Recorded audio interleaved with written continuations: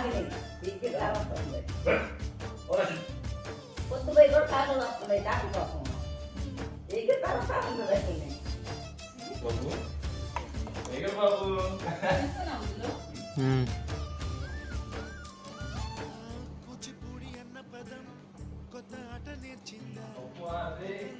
బాబు cameraman చేసావు కదా మామూలు దగ్గర చూడు అలాగే కత్తని వీడియో తీస్తున్నాడు వాడికి బాగా అర్థం అయిపోయింది